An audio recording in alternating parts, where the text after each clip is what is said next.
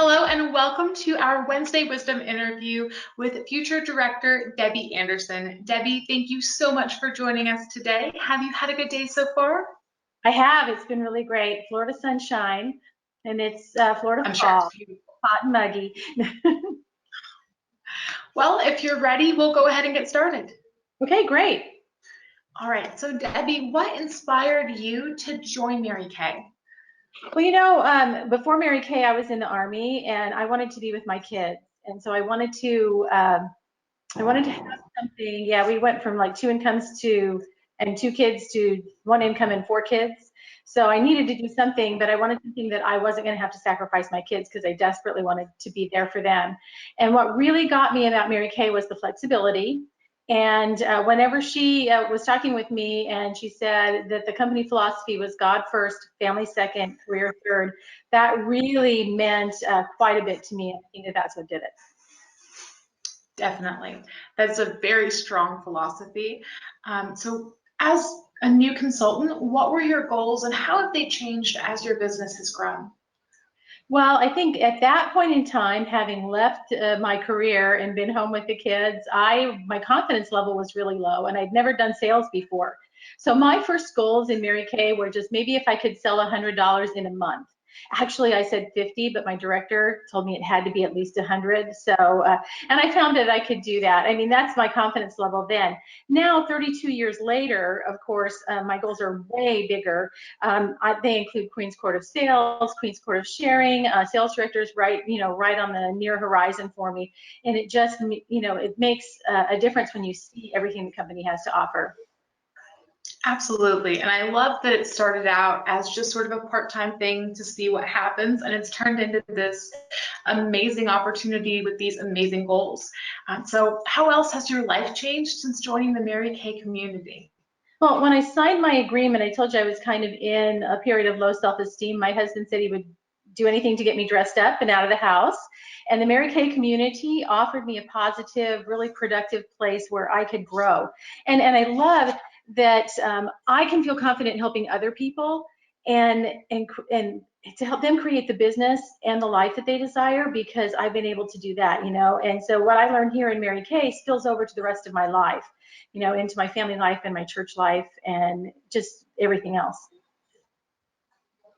So in addition to the personal growth aspect and the opportunity to help others, what are some of the benefits of running your own Mary Kay business? Well, I love the flexibility of having my own schedule. It has fit into every season of my life. Whenever I was at home pregnant having kids, we have 7 of them. And so I've done my business pregnant with a nursing baby and right after and before and in between and with kids in school.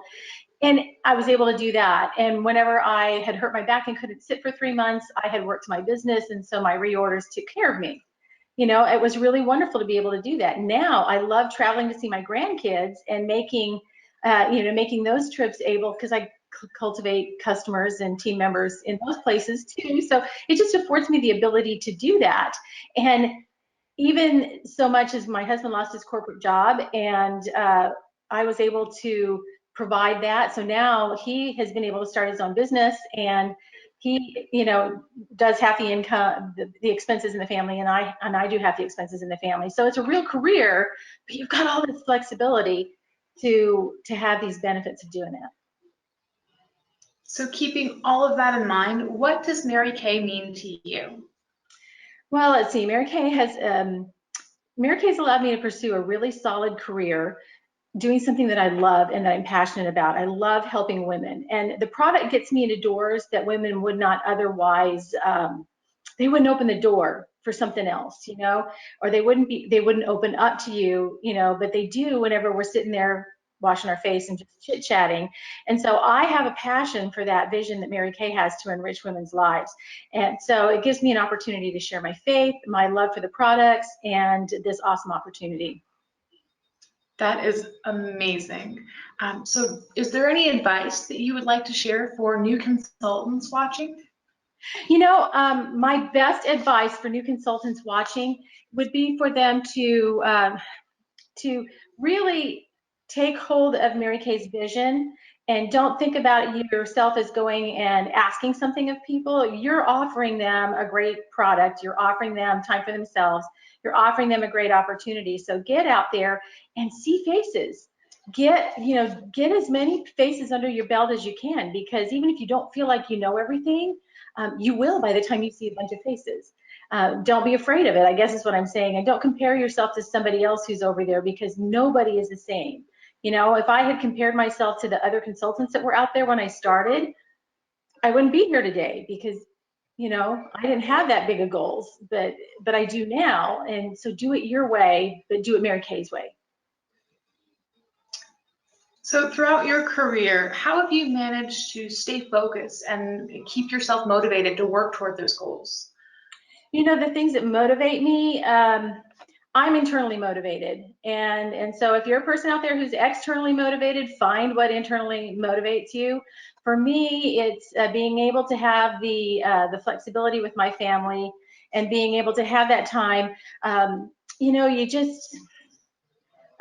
kind of prize oriented, but I don't do something just for the prize. I know that the prize gets me what is going to, if you're going like this in your business, it gets you a little higher and higher in your business. So it gets you there. So if you're not internally motivated, go for the prizes, because they will move you to a good business. Definitely. And you mentioned earlier that you have 7 children. How have you managed to balance that family and career, being that family is such an important part of your life? Well, with a large family, the best tool, well, it's any family, is the weekly plan sheet. Weekly plan sheet, weekly plan sheet. Because when my kids were all at home, we would sit down on Sunday evening and we would plan the week. And so we would have everybody's schedules in there so that we knew what we had to be at. And I always made sure that I was at every important thing that my kids had.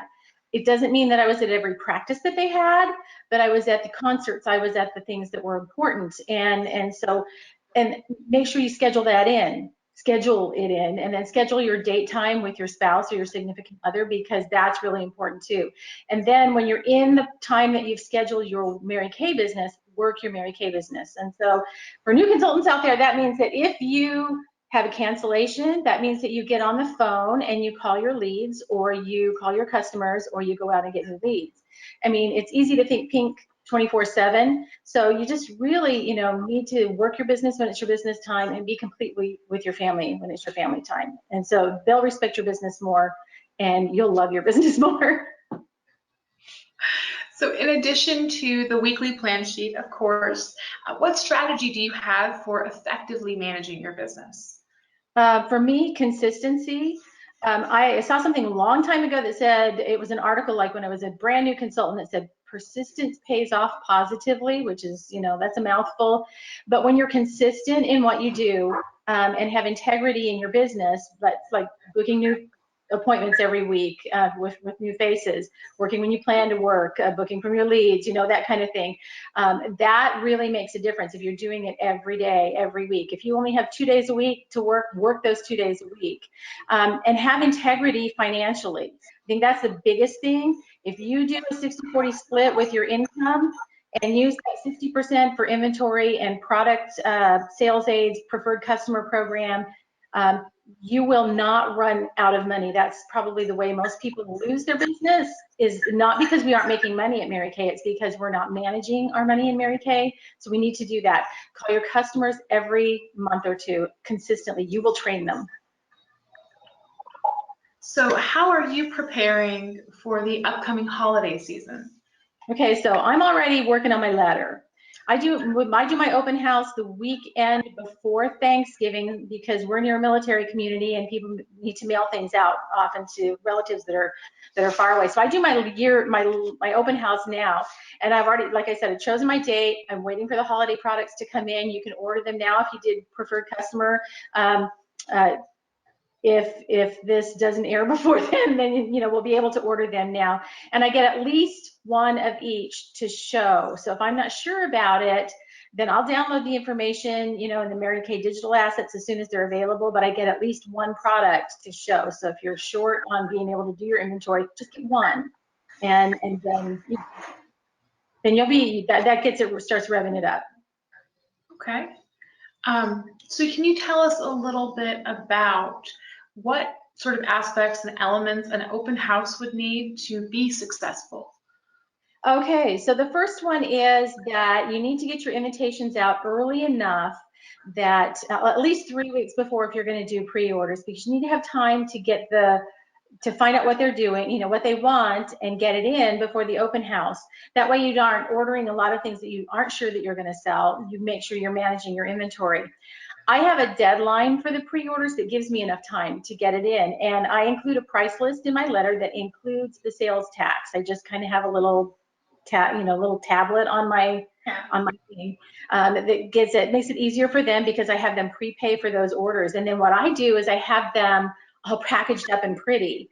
And I'm sure that there's going to be webinars on how to do that, as we go through the season. So everybody watch those. I bag them up really like festive gifts. Be consistent. I had the advice to have an open house from the very beginning. And so I had an open house my very first year. I started in August and I had one person come.